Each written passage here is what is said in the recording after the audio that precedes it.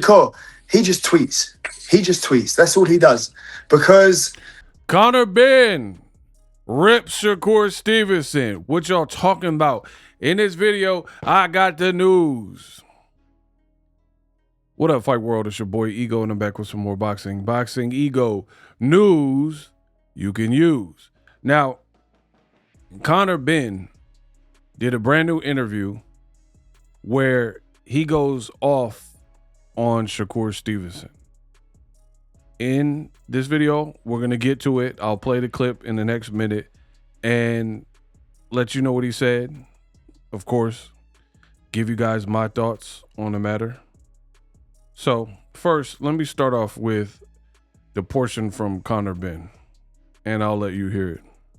Shakur, he just tweets. He just tweets. That's all he does. Because he just tweets. That's it. First he said he'd fight me at 154. Then he said he'd fight me at 147. Then it was 147, but a rehydration clause. Now he's dropping down to 130. It's like, bro, stop talking, man. Stop talking. Shakur, he just tweets. He just tweets. That's all he does. Because he just tweets. That's it. First he said he'd fight me at 154. Then he said he'd fight me at 147. Then it was 147, but a rehydration clause. Now he's dropping down to 130. It's like, bro, stop talking, man. Stop talking. Bruv, stop talking, man. Look, I told you, the game of boxing will remember my name. I am that nice. I am that guy, bro. It's me. It is me. The best in the business, and it's not even close. Notice these fighters be telling you what I've already told you time and time again. I get on here and do these videos. This is literally, he's pull quoting Boxingego. I've already exposed Shakur Stevenson in that regard. You said you would fight Conor Benn at 154 on the Breakfast Club. I have the videos up. I don't delete any of the videos. You can find it for yourself. More proof. I'm the best in the business, and it's not even close. Then you said you would fight him at 147 on the Ariel Helwani show.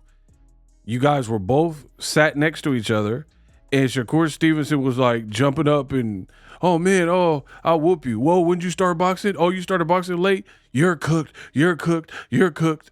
Oh, I'm gonna beat you. Oh, right? Then after Shakur beat Teofimo Lopez, Conor Benn got in the ring. He called him out. He was like, I'm not afraid of you. I'm not scared of you. And you're thinking like, all right, it's about to go down. Shakur and Conor Benn could happen next. Then Shakur comes out and says, I'll fight him, but fight me at a catch weight.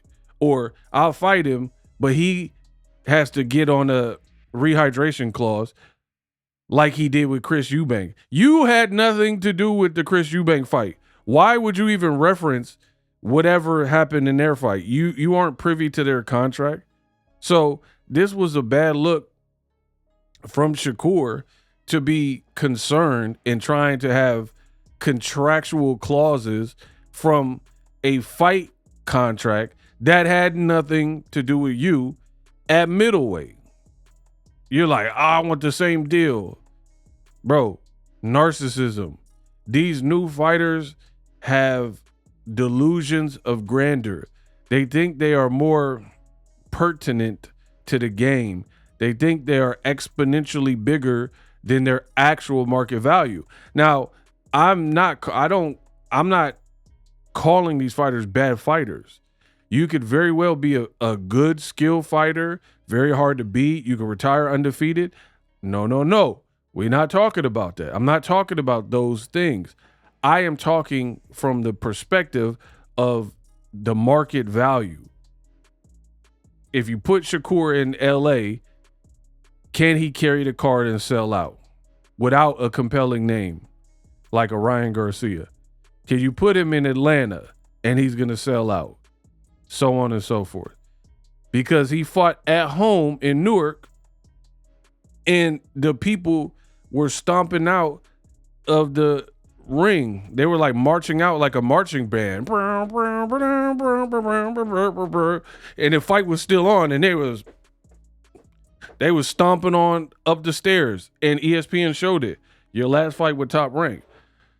So it's hard to disagree with Boxingego and what Conor Benn saying here. Shakur does talk a lot. That's why they're calling him Shakur Twitter Center or whatever. Talk. And then when Conor Benn beat Regis Prograis, granted, I did a what really happened. I don't think he looked superb, especially considering Regis entered the fight with injuries. However, he won the fight. And Shakur is talking about if he makes it 12 rounds with me, I'll be disappointed in myself. Bro, who doesn't make it 12 rounds with Shakur? Mostly everybody. Tio, like even if you're on another skill set, you haven't been able to stop Teofimo Lopez and Artem Harutyunyan. So it's like talk. You're not really known to be stopping dudes. So why do you keep these dudes want to be Tank? I try to tell y'all got mad at me before. The Inshakurs, the Haniacs, y'all all got mad. Tank possesses that equalizer, and these dudes wish they had that. Very good skills and all that, but the X factor that Tank has is he could put you to bed too with the skills, right? Versus Devin and Shakur, they might be able to dominate you, beat you soundly, stuff like that. Not necessarily going to stop you, So what's to say you would stop Conor Benn anyway? But anyway, why'd you say you'll fight him at 154? And then all of a sudden you're like, oh, I was just kidding. I didn't really mean it, And now the Saudis are cutting back on the purses and whatnot. Who is Shakur going to fight? Because Conor Benn's saying Ryan Garcia signed the contract, and we still don't know who Shakur